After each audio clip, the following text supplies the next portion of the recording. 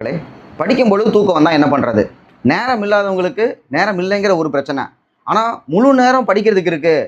Exam prepare பண்ணுறேன் அப்படின்னம்னா அதில் நமக்கு இருக்கக்கூடிய சிக்கல், சாப்பிட்டதுக்கு அப்புறமா தூக்கம் வந்துடும். தூக்கம் வரும்பொழுது நமக்கு என்ன ஆப்ஷன் இருக்கும்? ஒன்று படுத்து தூங்கிடலாம். தூங்கிட்டு கொஞ்ச நேரம் கழித்து நம்ம எந்திரிக்கும் பொழுது என்ன ஆகும்? குற்ற உணர்ச்சிக்கு ஆளாயிருவோம். ஐயோ, படிக்கிறதுக்காகத்தான் நம்ம இருக்கிறோம். ஸ்கூலோ காலேஜோ போயிருந்தோம்னா முழு நேரம் நம்ம உட்காந்து படிச்சிருப்போம். ஆனால் இப்படி படிக்கணும்னு சொல்லிட்டு நம்ம வந்து தூங்கிட்டோமே அப்படின்னு சொல்லி கில்ட்டி ஃபீல் வரும். அதுக்கப்புறம் நம்ம வந்து என்னன்னா நாளைக்கு தூங்கக்கூடாதுன்னு முடிவு பண்ணிட்டு அந்த நாளை வந்து பார்த்தோம்னா குற்ற உணர்ச்சியிலேயே நம்ம போக்கிடுவோம். இது ஒரு ஆப்ஷன். இன்னொன்று என்ன பண்ணோம்னா அதை டைவர்ட் பண்ணுறதுக்காக ட்ரை பண்ணுவோம். அந்த டைவர்ஷன் அப்படிங்கிறது எப்படி இருக்கும்னா, ஒரு சாப்பிடும் போதோ இல்லை வந்து நம்ம ஒரு சின்ன பிரேக் எடுக்கும் பொழுது ஒரு காமெடி பார்க்கலாம், இல்லை நமக்கு பிடிச்ச பாட்டு கேட்கலாம் அப்படின்னு சொல்லி நம்ம ஃபோனை கையில் எடுப்போம்.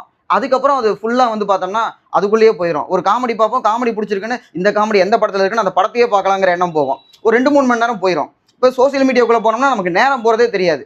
இந்த மாதிரி நம்ம வந்து டயத்தை வந்து வேஸ்ட் பண்ணாமல் நம்ம வந்து எஃபெக்டிவாக யூஸ் பண்ணணும். நான் படிக்கும்போது என்னென்னா ஆண்ட்ராய்டு ஃபோன் கிடையாது. அப்போ என்ன பண்ணுவோம்னா, படிக்கும்போது தூக்கம் வரும், தூக்கம் வராமல் இருக்கவே இருக்காது. அதை நாங்கள் டைவர்ட் பண்ண தான் ட்ரை பண்ணுவோம். இப்போ டைவர்ட் பண்ணுறதுக்கு என்ன பண்ணுவோம்னா, ஒரு 2-3 பேர் படிக்கும் பொழுது கொஸ்டின் கேட்கலாம் அப்படின்னு சொல்லிட்டு ஒரு 1/4 மணி நேரம் கொஸ்டின் கேட்டே இருப்போம். ஏதோ ஒரு சப்ஜெக்ட்லேருந்து கொஸ்டின் கேட்கும்போது நமக்கு வந்து பார்த்தோம்னா பிரெயின் கொஞ்சம் ஆக்டிவேட் ஆயிரும், தூக்கம் கலைஞ்சு போயிடும், திரும்ப படிக்க ஆரம்பிச்சிருவோம். ரொம்ப தூக்கம் வருது, கண்ட்ரோலே பண்ண முடியல.